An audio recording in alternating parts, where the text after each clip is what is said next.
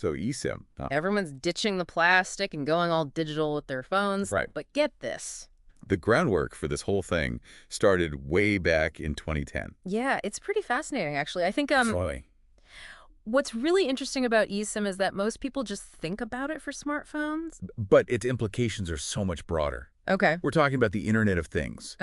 A world where everything, like your car, your coffee maker, I don't know, could all be seamlessly connected. Wow. Before we get ahead of ourselves, Okay. let's rewind back to those early days. All right, so a trip down memory lane. Take us back to 2010. What sparked this whole eSIM journey? Okay, so picture this. The GSM Association, they're like the guardians of mobile standards, right? They get together for this big brainstorming session. Yeah. Their mission to completely reimagine the SIM card for a future filled with all these new smart devices. Okay. So their solution, a software-based SIM embedded directly into devices. Okay, so that's a pretty bold vision for 2010. But, I mean, it's not like eSIM just magically appeared overnight. Right. There must have been some early pioneers who, dared to kind of take the plunge. Oh, absolutely. Yeah. It definitely took a few years for the technology to catch up. But Samsung deserves a shout-out for being, the trailblazer here. Okay. Remember the Gear S2 smartwatch back in 2016? Vaguely. It was one of the first smartwatches that could actually make calls without being, tethered to your phone, right? Exactly. And that freedom, Yeah. all thanks to eSIM technology. Wow. It was a glimpse into the future. A future where connectivity wouldn't be limited by these tiny pieces of plastic. So fast forward to today, and it seems like everyone and their mother is talking about eSIM. Right. But for those of us who haven't made the switch yet, what exactly is an eSIM? Okay, so imagine this. Okay. It's this tiny chip, the size of a grain of rice, Okay. and it's embedded directly into your device when it's made. Okay. This chip is called an eUICC, and it holds all your network information. The really cool part.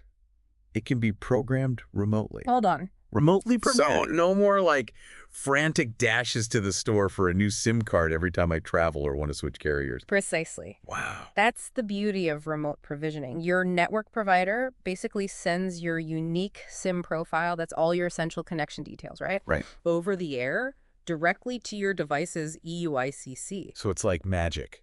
It's like magic, but with a lot more tech behind the scenes. Okay, I'm starting to see why this is such a game changer. Especially for someone like me who travels a lot. But can we talk about security for a second? Sure. I mean, this is all happening wirelessly. Right. Which, might make some people a little uneasy. Yeah, and that's a totally valid concern. Yeah. But actually, eSIM is probably more secure than your, old school SIM card. Really? Think about it. That eUICC chip is actually embedded in your device? So it's physically impossible to tamper with or even steal. Oh, all right. But here's where it gets really interesting. Remember I mentioned that your SIM profile is sent straight to your device. Yeah, during that whole remote provisioning process. It's like magic, but more tech. You said that, right? Exactly. And that process is actually secured by something called an EID, an electronic SIM identifier. Mhm. Think of it like your eSIM's unique digital fingerprint. Okay. So when you want to activate a new profile, your device uses this EID to securely authenticate with your provider. Okay. That way they know it's really you and only you who can access and manage your connection. So it's like having a built-in security system. But for your phone's connection. Exactly. That's pretty impressive. But I'm curious how the tech giants have embraced this whole eSIM revolution. We're talking Apple and Google, of course. Of course, yeah. Knowing them, they probably had very, very different approaches. Oh, absolutely. Yeah. Let's start with Apple. Okay. They've always been laser focused on a seamless user experience. Right. And they were among the first to really recognize eSIM's potential. Remember the Apple Watch Series 3? Yeah, it was a pretty big deal. It's the first Apple Watch that could actually stand alone. You didn't even need to have your iPhone nearby, right? Wait a minute. That was because of eSIM, wasn't Yeah, it? got it. Oh, wow. The Apple Watch Series 3 was one of the first mainstream devices to really embrace eSIM, Okay. freeing it from those physical SIM card constraints. And once Apple kind of dipped their toes in the eSIM waters, it seems like there was no going back. They quickly rolled out eSIM support for iPhones and iPads too, but it was the iPhone 14 that really shook things up, right? Right on cue. 2022. Apple drops a bombshell. Yeah. iPhone 14 in some regions. No more physical SIM card slot. Gone. And this wasn't just about, like, embracing the new tech. Right. It was a power move, signaling this future where Apple's like, we're done with physical SIM cards. It's a new era. Yeah, that's a pretty bold statement. But that's classic Apple, I guess. Yeah. What about Google? Where were they in all of this? I mean, they're usually right there with Apple, pushing the boundaries. Absolutely. Google had its own approach. I mean, a little more nuanced. Okay. They saw eSIM's potential, not just for phones, but for everything Android. Yeah. Their first move was with the Pixel 2. Remember that? Mm-hmm. And their Google Fi service. Yeah. That was showcasing eSIM's ability to just seamlessly switch between networks, remember? Google Fi was so ahead of its time. That whole thing where your phone could just automatically connect to the best available network, whether it was Wi-Fi or cellular. Totally. It's like they knew that we'd all be craving this kind of, I don't know, seamless connectivity everywhere we go. They were definitely onto something. And they didn't stop there. With each new Pixel. They made sure other carriers could use eSIM too. Right. Google got it. eSIM wasn't about convenience. It was about building a more connected future. A future that goes way beyond just our smartphones. I'm talking about the Internet of Things. Yes. The IoT. The IoT. IoT. It's like, I don't know, eSIM was just like tailor-made for this interconnected world we live in. It really is a match made in tech heaven. Think about it.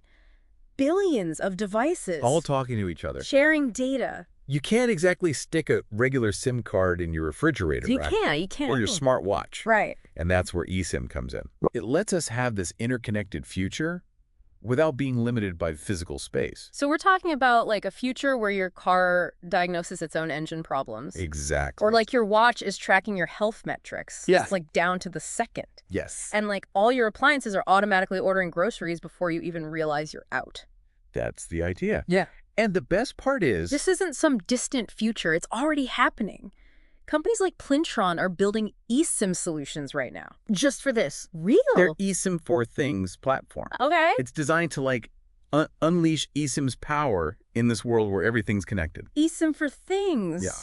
That's catchy. I like it. Okay, but I have to ask, what's like the coolest example of eSIM in action right now, like in this IoT world? One of the biggest areas where we're seeing eSIM shine is actually in cars. Really? Imagine. Yeah. You're driving, Okay. and your car has eSIM built in. Mm-hmm. It automatically connects to the best network, gives you real-time traffic, Okay. can even call for help if you get in an accident, It's like having a personal assistant. but for your car. Exactly. Okay, so that sounds amazing, Yeah. but I think we need to talk about the elephant in the room for a second, Okay. which is the potential downsides of eSIM. Right?